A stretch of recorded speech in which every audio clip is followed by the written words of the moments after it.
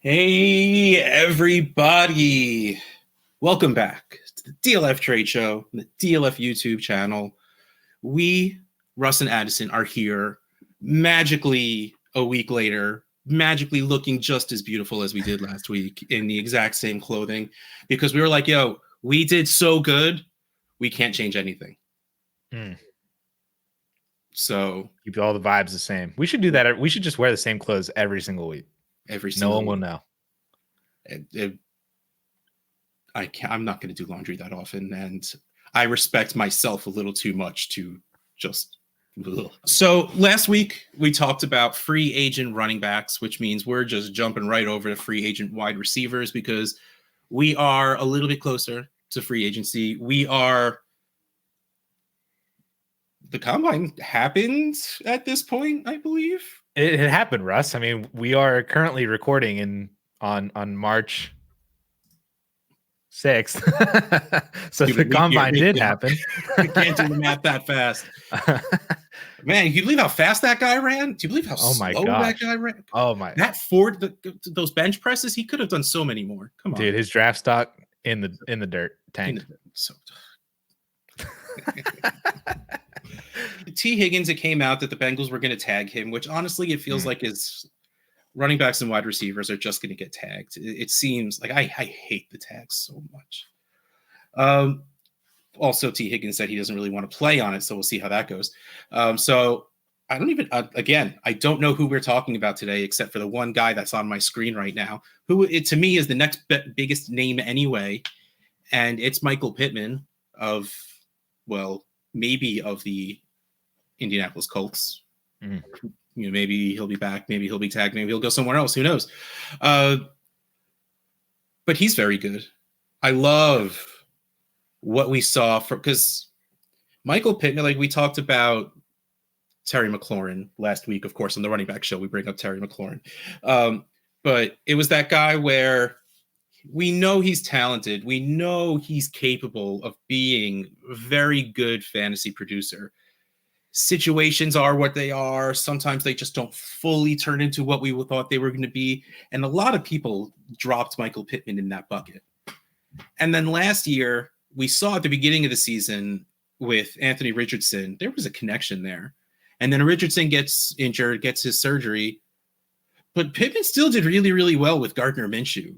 And first of all, that says something about the Colts quarterbacks prior to Richardson, that Pittman wasn't doing that well when he was doing that well with Gardner Minshew. So let's talk about Michael Pittman and his trades. In a 12-team superflex league, Michael Pittman and Isaiah Pacheco for the 106 and Tyjae Spears. Pittman in at 413, Pacheco 263 for a total of 676. The 106 at 400 and Tyjae Spears at 176 for a total of 576.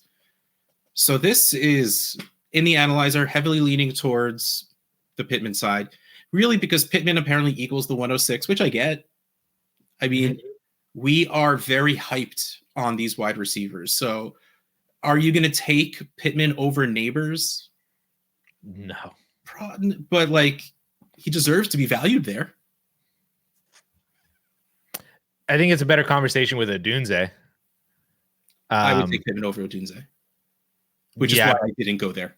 Also, because, like, the 106 to me is that line of the three quarterbacks, Marvin Harrison, and then you get maybe someone bites on Bowers. If J.J. McCarthy gets pushed up,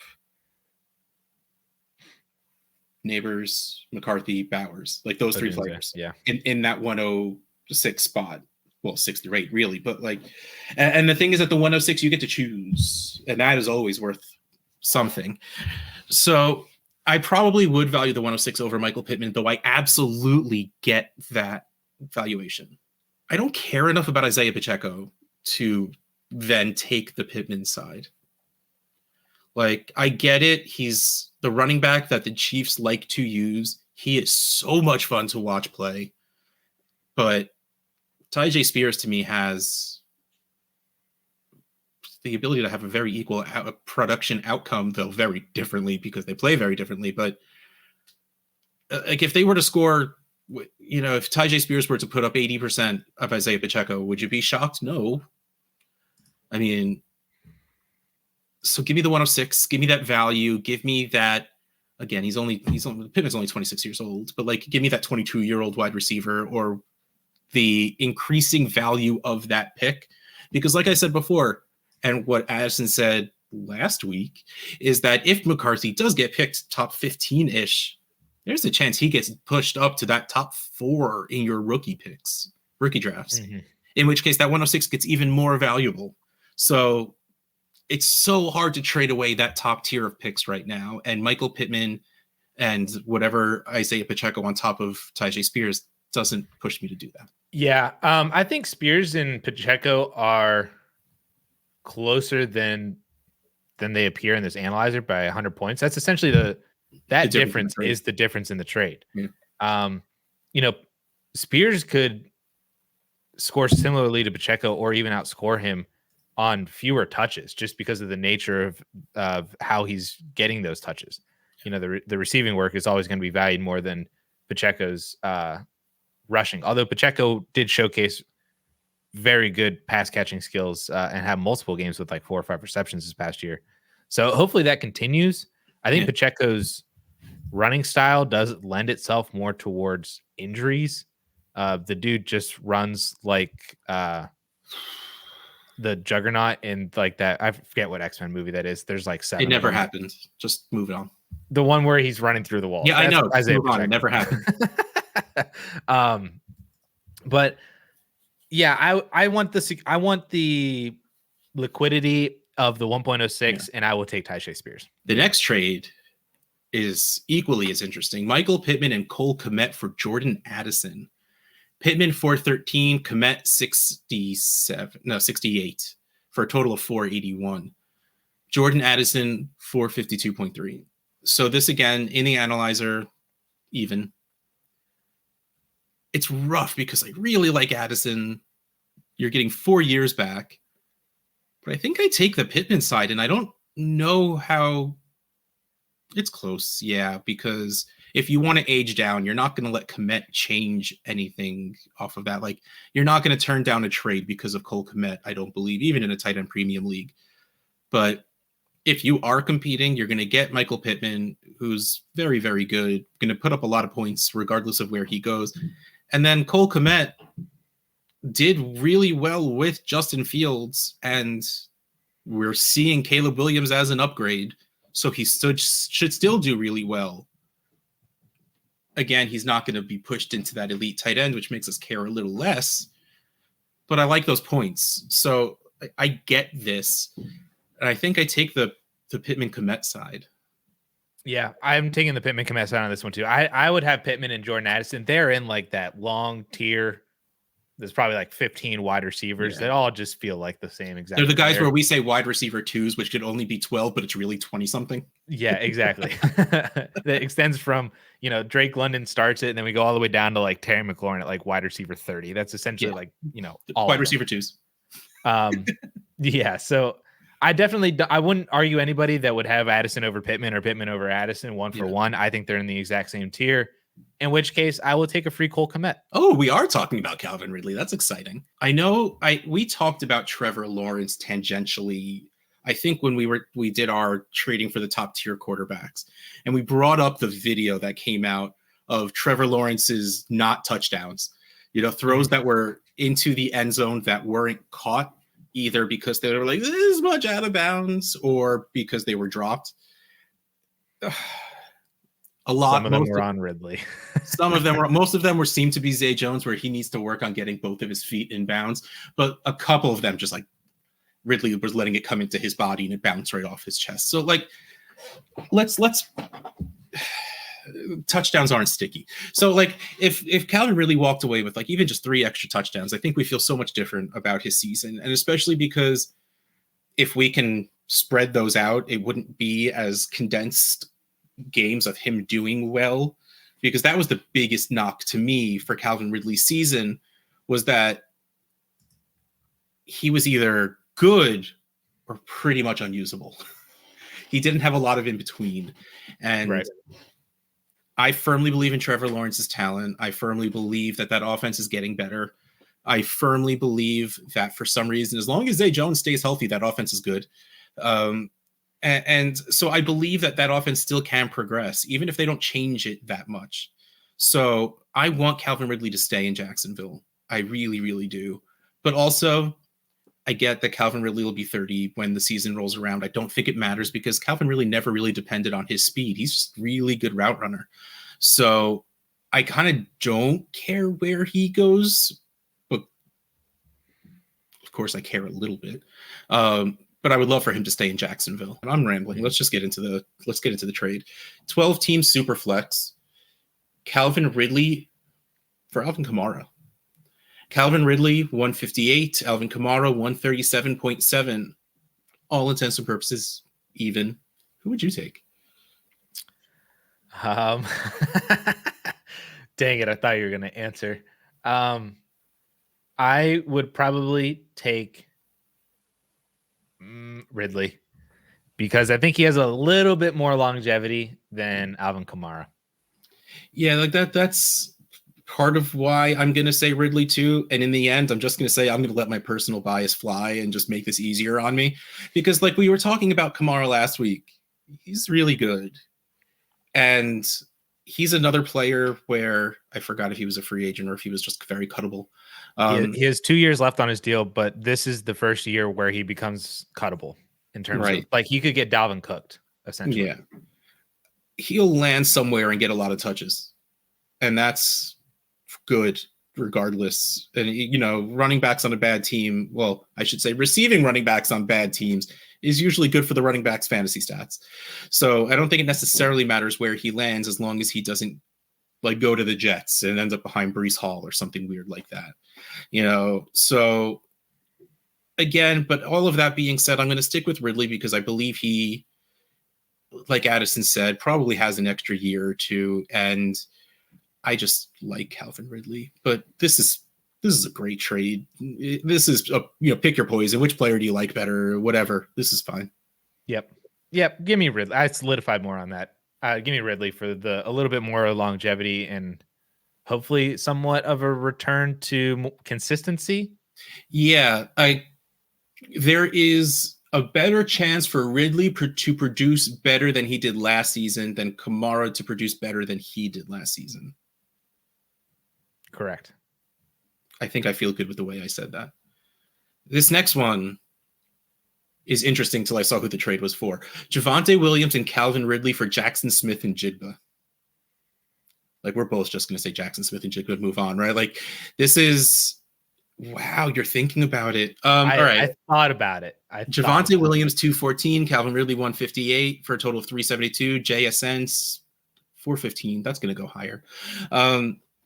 Look, man, Jackson Smith and Jigba is just really, really good. Pete Carroll is finally gone. And while I love DK Metcalf, JSN is much more versatile of a wide receiver than Metcalf is. So I think this all just stands for JSN to do better. And that is enough for me to be terrified to trade him away because of how good I believe he is and the fact that his situation has gotten better, that I'm terrified that I'll trade him away and he'll be a top 6 wide receiver and then I'll be crying a lot. Yeah. Especially if we're getting this in return.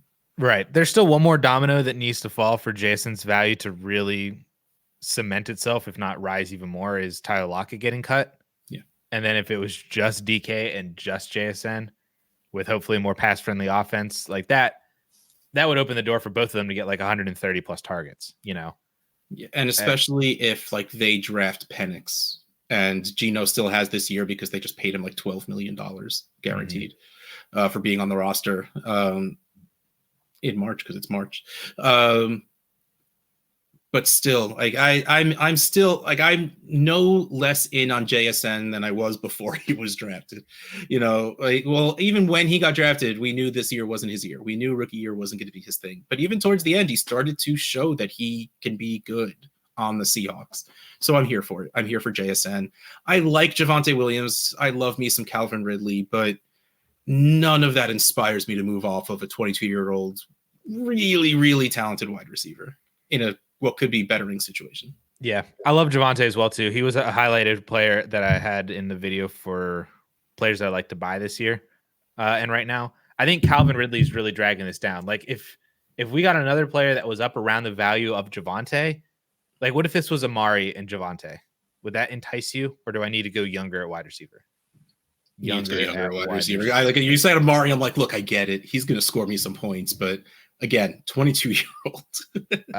Jaden Reed, we had him in an alternative trade last week, so again, it's going to be really hard for me to feel safe moving off of JSN. Rashee Rice, that would do it. It puts me there. I almost want them to get an X style receiver so it can push defenders down the field so they're not ready for every single bubble screen that they throw to Rice, because that's all they do. That's fair. If that happens, then I'll like Rice a little more, to be honest. But yeah, that makes me feel a little better about it, but I still can't picture reality where I do that in the real world. Reality in the real world, wonderful redundancy right there. Yeah. And then we get to Nico and T Higgins above that. Yeah, then that's leaning towards not happening anyway in a real trade. But yes, that'll lead me much closer to yes. All right, our last player we are going to talk about is Mike Evans, who we've talked about. Well, at least we've dropped his name a couple of times in the past, this show and last. Man, this dude's a Hall of Famer. Oh, easily, dude. I get it that he's not flashy. He's not like the dude can't get yards after the catch to save a life, but every single year he has over 1,100 yards. Like, he's absolutely great. It's amazing. It doesn't matter that he catches the ball and falls down because he's 7 feet tall, so he gets two plus yards every single time. Mm-hmm. The rings argument won't matter for him either, just because statistically he's been amazing. It's like he's on the Larry Fitzgerald path, basically, of like he's just every single year. Yeah. So good. Can you imagine Mike Evans on the Chiefs? Yeah. Yeah. That would do it. Bringing it together. Mike Evans running a straight line. I'll just throw the ball really hard, really far. And then I'll pretend to throw the ball really hard, really far. And here you go, Rashee Rice. Here's Rashee Rice. Works for everybody. Perfect. There you go. And then Mike Evans could get a shot at his ring, and then we're good to go. So let's look at the trades, because this is a lot of it what's going to come down to. If you're a competing team, it's like Amari Cooper last year and pretty much forever, since he wasn't 22 anymore. Amari Cooper's the kind of guy where you get on your team because you want to score points. You don't want to spend more. You don't want to spend a first, so you'll throw a second at a wide receiver. And so you go get Amari Cooper. I think that's where we are with Evans, and that's great for acquiring Evans. Mm-hmm. And this first trade absolutely looks that way, where a 12-team superflex league, Mike Evans was traded for a 25-second and Michael Wilson. Okay, I get it. Michael Wilson, he's 24, which is probably a little older than you expect a second-year player to be, and he did pretty well. Part of me is worried it's just because there was no one else to throw the ball to besides Trey McBride, which really leads me to believe that Hollywood was hurt. But I would pretty easily send this to go get Mike Evans on the team, especially if that's my 25 seconds on a team where either I won or came close to winning.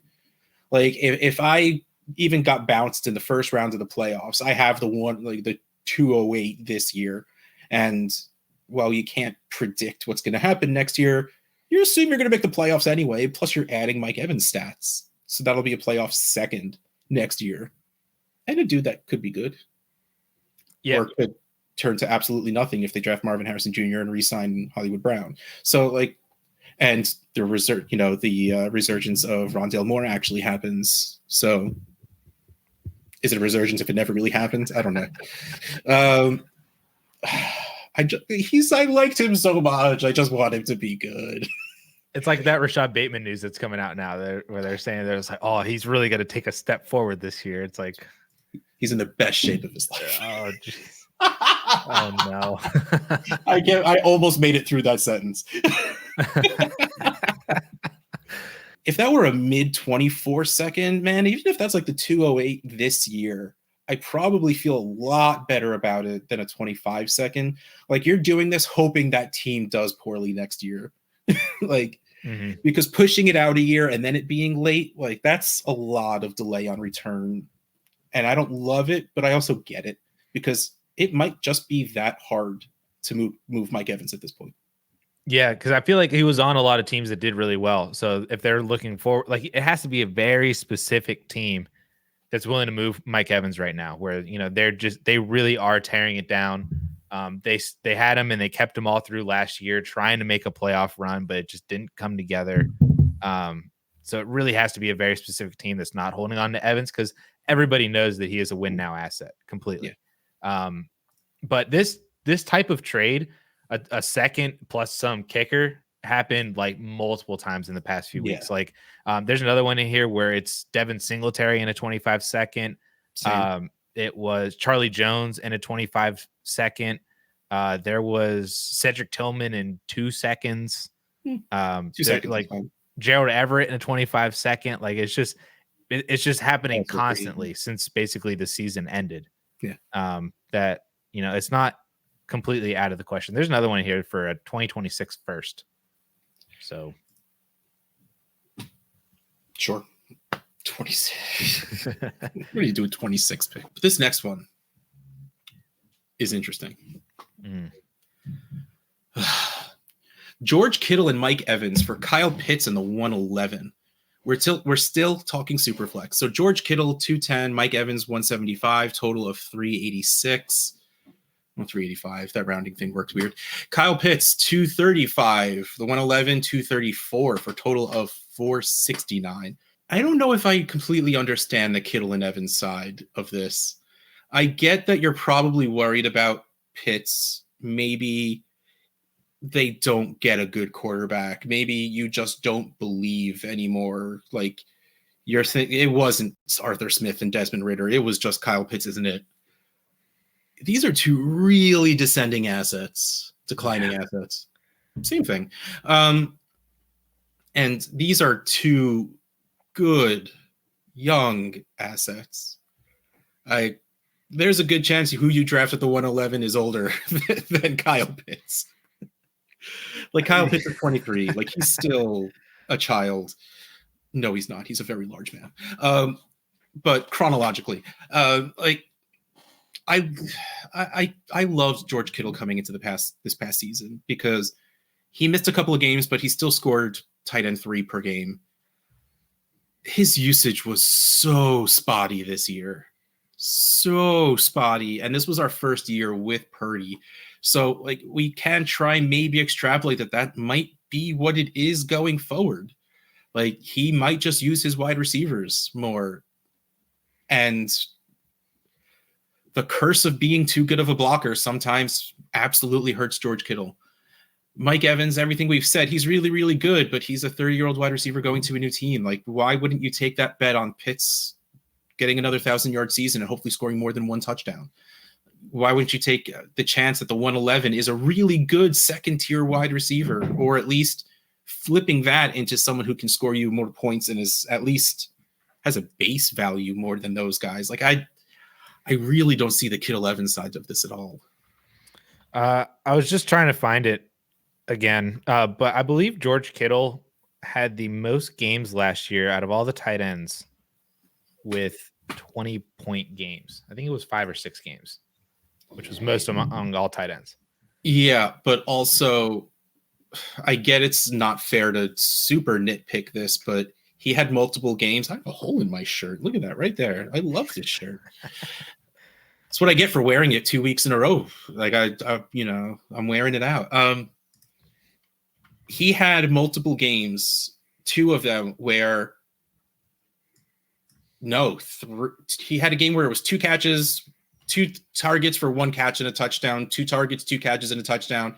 And I think there was one where it was 3 targets for 2 catches and 2 touchdowns. Like he had some scary games. They worked out well in the end, but they were not fun if you were watching them and watching your scores. He had 4 games last year over 20 fantasy points, which is the most among all tight ends.